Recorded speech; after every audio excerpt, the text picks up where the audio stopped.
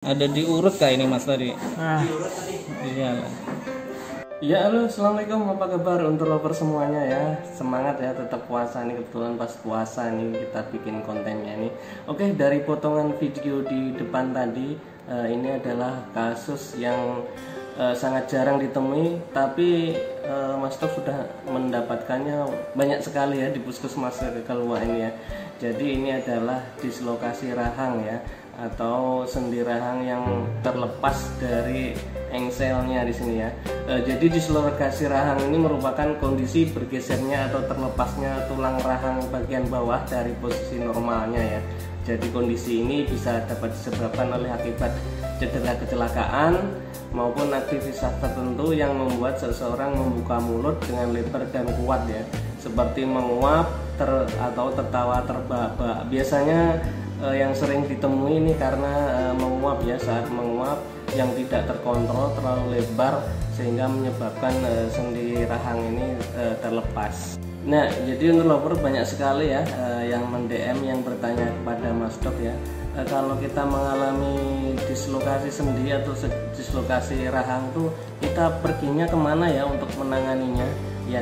Jadi ini bisa ditangani oleh dokter gigi praktek ya, ataupun dokter gigi bedah mulut, dan juga bisa ditangani biasanya di UGD di bagian perawat UGD. Biasanya mereka juga sudah mendapatkan pelatihan untuk menangani dari dislokasi sendi ini. Ya oke, untuk lover itu mungkin sedikit informasi. Nanti di akhir video akan sedikit Mas Dok tambahin lagi bagaimana sih dislokasi sendi mandibula itu bisa terjadi dan penanganannya seperti apa. Kita lihat dahulu bagaimana kondisi kasus dan langsung praktek proses pengembalian dari dislokasi sendi rahang. Yuk kita lihat.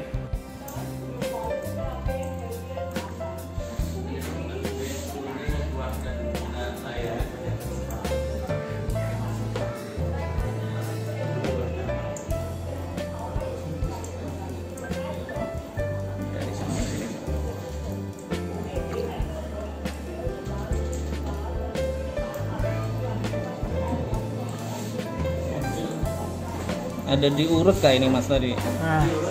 Iya.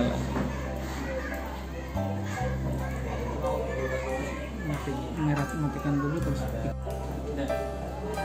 Ya, jadi untuk lover ini ada pasien dislokasi mandibula ya, atau engselnya meleset. Ini sudah mulai kapan? Tadi malam. Mulai tadi malam sudah seperti ini, dan pagi ini baru ini sudah cukup lama ini ya ruangnya ya. Jadi ini mau kita kembalikan atau relokasi lagi dari sendinya. Bagaimana prosesnya kita lihat.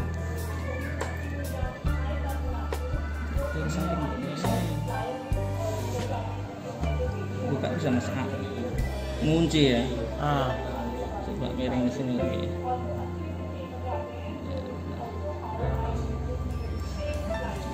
Pause dulu. Relax Mas ya.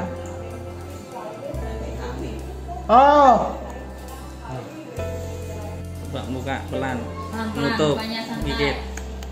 Sudah mepet, nggak lagi, gigit lagi. Nah, enak kalau sudah. Awalnya menguap kah atau ketawa terbahak-bahak? Menguap. Guring, bangun guring.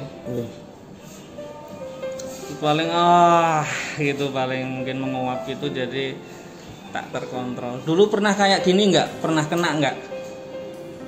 Pernah juga ya? Iya. Sebentar ya. Oke, untuk lover ya, seperti tadi ya proses dari penanganan dislokasi sendi rahang ya yang Mas Dok kerjakan di puskesmas ya.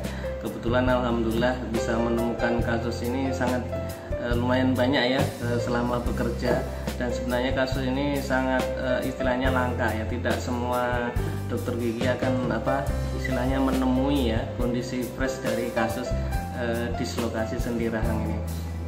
Oke, dan untuk lover ya perlu diingat, jadi ketika mengalami kondisi dislokasi sendi rahang seperti ini, yang jelas jangan dibawa ke tukang urut ya, seperti pada pasien yang masdok tangan ini dia sebenarnya sudah terjadi sekitar 2-3 hari sebelumnya ya, dan sempat dibawa ke tukang urut, diurutkan ya, dan tidak kembali rahangnya tetap terkunci seperti itu. Akhirnya malah dibawa ke puskesmas tempat masdok bekerja. Jadi penanganan dari dislokasi sendi ini kalau tidak benar tentunya akan lebih memperparah ya, bisa mencederai dari sendi rahang itu sendiri dan berbagai struktur jaringan yang ada di rahang bawah tersebut. Oke, untuk lover dari ini kita bisa simpulkan beberapa gejala dislokasi sendi rahang ini bisa meliputi nyeri di rahang ya pastinya, dan kondisi mulut yang terbuka terus ya, tidak bisa menutup, terkunci, kalau menutup rasanya sakit banget ya. Kemudian rahang tampak miring, air liurnya biasanya netes terus ya, karena kondisi yang terkunci terbuka ini biasanya akan netes terus ya, seperti pada kebanyakan pasien yang sudah masdok tangani memang dia datang biasanya berkalung handuk ya, karena apa, air liurnya netes keluar terus. Kemudian yang pasti sulit untuk menutup mulut ya, karena kondisi rahangnya terkunci ya, tidak pas pada engselnya. Kemudian rahang bawah pastinya lebih menonjol ke depan, bisa dilihat di video tadi ya, terlihat sekali ya, menonjol sekali ke depan, dan biasanya terjadi malpolusi, yaitu posisi gigi dan rahang itu tidak sejajar karena terbuka tadi ya. Kemudian penyebab dari dislokasi rahang ini ya, dislokasi rahang seperti yang kita jelaskan di awal tadi merupakan kondisi yang dapat terjadi secara cepat, akut, atau berkembang seiring dengan waktu ya.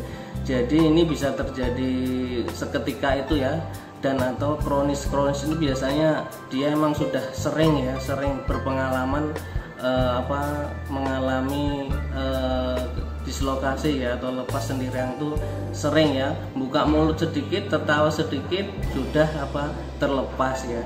Dan secara umum penyebab dislokasi rahang akut ini biasanya karena trauma fisik ya, trauma fisik di wajah ini. Kalau yang akut itu bisa karena benturan, bisa karena kecelakaan, terjatuh, terpukul, atau cedera saat olahraga.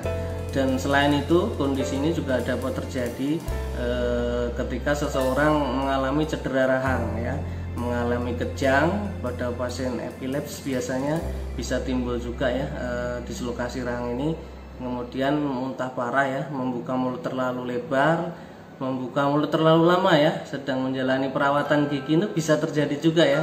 Mungkin teman sejawat yang lain pernah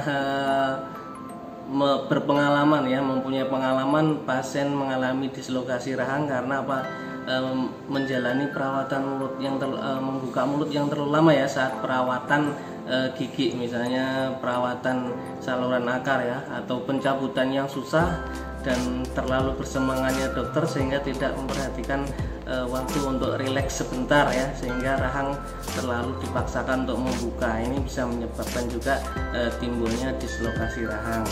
Kemudian komplikasi dari pemasangan alat bantu napas atau intubasi endotrakeal ya. Biasanya ini pada pasien-pasien yang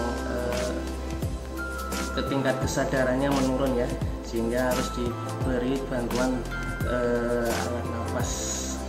Untuk sedangkan dari penyebab dislokasi temporomandibular atau dislokasi rahang yang kronis ini biasanya berasal dari dislokasi akut yang tidak ditangani dengan baik ya.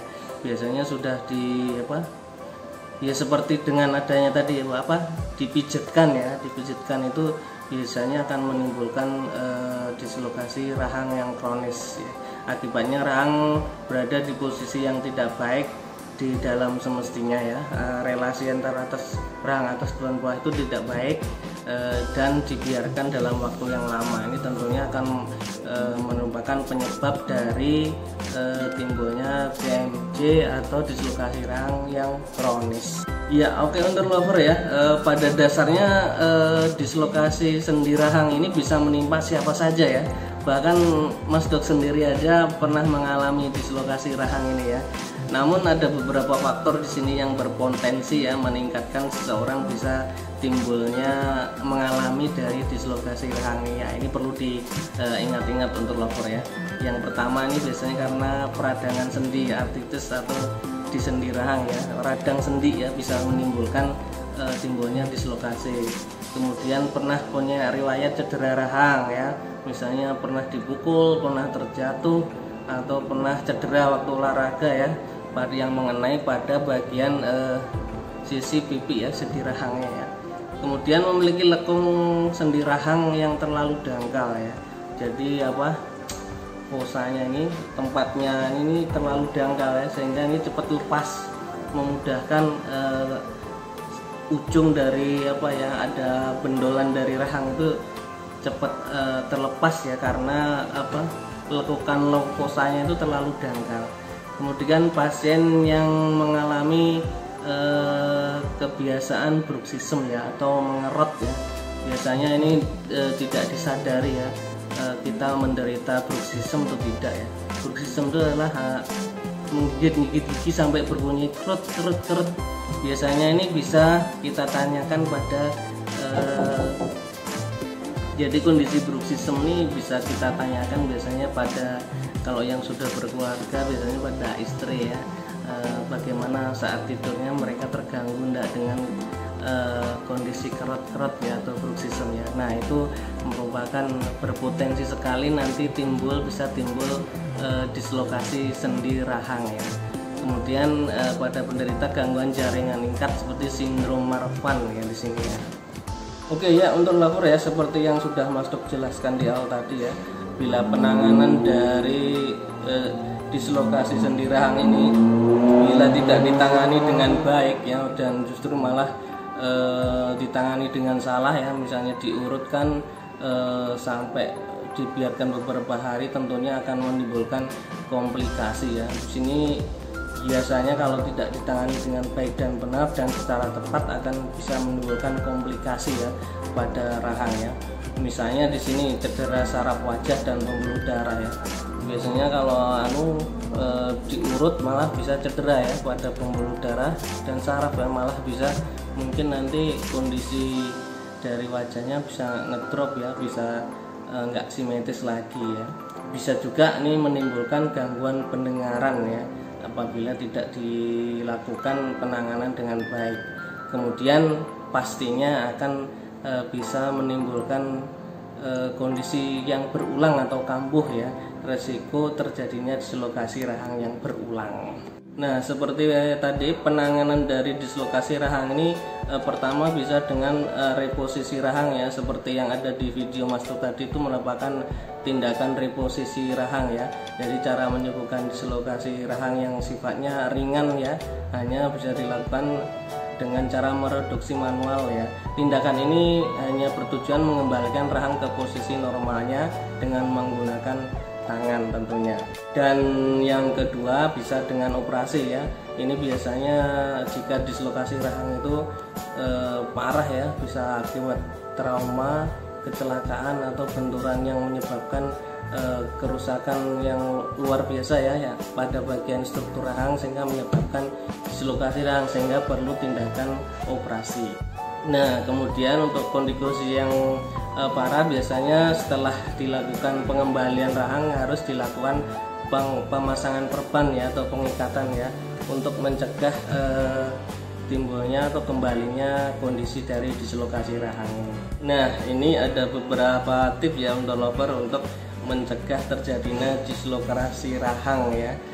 Seperti pertama, tidak membuka mulut terlalu lebar dalam waktu yang lama ya. Ini biasanya kita sarankan pada pasien-pasien yang setelah mengalami penanganan ya, setelah kita lakukan penanganan pengembalian dislokasi rahang ya. Jadi harus menjaga ya, tidak membuka mulut terlalu lebar dalam jangka yang lumayan lama ya. Kemudian tidak tertawa terlalu lebar dan keras, menggunakan alat pelindung ya saat berolahraga atau mengemudi ya, biar tidak terjadi benturan terlalu keras. Kemudian menggunakan alat pelindung gigi atau mudguard pada pasien yang tadi ya, yang bruxism ya, yang mengerot ya, itu sebaiknya emang kalau mengalami kondisi demikian harus konsul ke dokter gigi untuk dibuatkan pelindung atau mouthguard ya, seperti yang dipakai para petinju itu loh. Ya mungkin itu untuk lover ya, sedikit informasi yang bisa Mas Dok ini berikan bagaimana cara apa itu dislokasi sendi rahang, pencegahannya dan pengobatannya seperti apa. Jika masih kurang lengkap, masih ada yang perlu ditanyakan, silahkan komen-komen ya di kolom komentar ya, atau bisa juga follow di IG Mas Dok atau fanspage Halo Mas Doki ya. Di situ silahkan kalau silahkan tanya-tanya apa keluhannya tentang dislokasi rahang yang belum jelas. Oke untuk lover, mungkin juga cukup puas ya, sampai mungkin Mas Dok menjelaskan. Tetap semangat, tetap jaga kesehatan. Salam sehat dari Kalimantan Selatan. I love you for new, love you for new.